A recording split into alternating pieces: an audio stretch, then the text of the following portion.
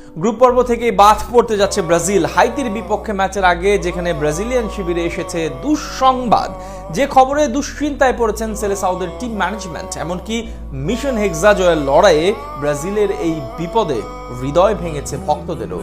কি সেই দুঃসংবাদ যার ফলে বিশ্বকাপের গ্রুপ পর্বেই বিদায়ের শঙ্কা জেগেছে 5 বারের বিশ্ব চ্যাম্পিয়নদের মনে? সে কথাই থাকছে রিপোর্টে।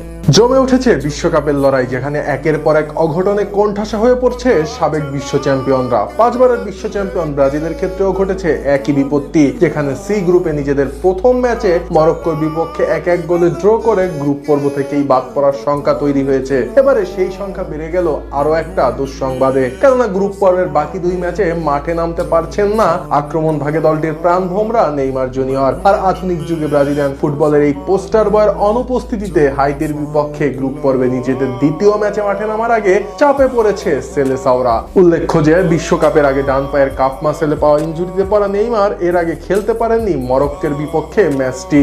আর এরই মাঝে সংবাদ সংস্থা এপি জানিয়েছে সোমবার ব্রাজিল দলের অনুশীলনে ফেরার সম্ভাবনা থাকলেও শেষ পর্যন্ত অনুশীলনে অংশ নেননি নেইমার। তার ডান পায়ের মাংসপেশির চোটের অবস্থা পর্যালোচনার জন্য নতুন করে পরীক্ষা করেছেন ব্রাজিলিয়ান দলের মেডিকেল টিমও। তবে সেই পরীক্ষার ফলাফল তাৎক্ষণিকভাবে প্রকাশ করেনি ব্রাজিলিয়ান ফুটবল কনফেডারেশন। এর আগে দলটির কোচ কার্লো আনচেলোত্তি আশা করেছিলেন হাইতি ম্যাচের আগে নেইমার পুনরায় অনুশীলনে ফিরবেন। তবে সর্বশেষ পরিস্থিতিতে সেই সম্ভাবনা নিয়ে সংশয় তৈরি হয়েছে, যেখানে ম্যাচ খেলার জন্য নেইমারের প্রয়োজনীয় শতভাগ ফিটনেস এখনো অর্জিত হয়নি বলে মন্তব্য করেছেন চিকিৎসকেরা।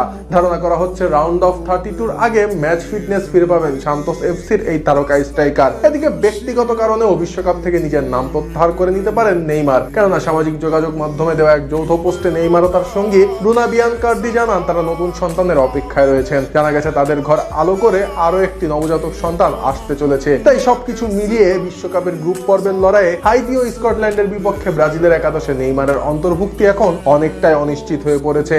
আর নেইমারকে ছাড়া ব্রাজিলের আক্রমণ ভাগ যে কতটা নখদন্তহীন তার প্রমাণ মরক্কোর বিপক্ষে ম্যাচটিতেই মিলেছে, যেখানে বল পায় মরক্কোর অর্ধে দিশেহারা হয়ে পড়েন লুকাস পাকেটা, রাফিনহা ও ইগোর থিয়াগোরা। বিশ্লেষকদের মতে ব্রাজিলের এই দলটি কার্লো আনচেলোত্তির অধীনে মাঠের মাঝামাঝি অংশ দিয়ে বল পায় আক্রমণ পরিচালনা করতে সিদ্ধহস্ত, যেখানে সেন্টার ফরওয়ার্ডের পেছনে অ্যাটাকিং মিডফিল্ডার রোলে কার্যকর ভূমিকায় দেখা যেত নেইমার জুনিয়রকে। তবে ইনজুরির কারণে তার অনুপস্থিতিতে পাকেটা সেই গুরু দায়িত্ব যথাযথ পালনে ব্যর্থ। এমনকি সেন্টার ফরওয়ার্ড পজিশনে ইগোর থিয়াগো ছিলেন ভীষণ নড়বড়ে, যার ফলে মরক্কোর বিপক্ষে ম্যাচে মাঠের মাঝ বরাবর না গিয়ে ওয়াইড লাইন ধরে রাইট উইং ও লেফট উইং দিয়ে আক্রমণ পরিচালনা করতে হয় সেলেসাওদের, যা কিনা তাদের স্বভাব বিরুদ্ধ প্লেইং স্টাইল। এর ফলে স্বাচ্ছন্দ্যে আক্রমণ পরিচালনা করতে ব্যর্থ হন ব্রাজিলিয়ান ফরওয়ার্ডরা, যার নেতিবাচক প্রভাব ম্যাচের ফলাফলেও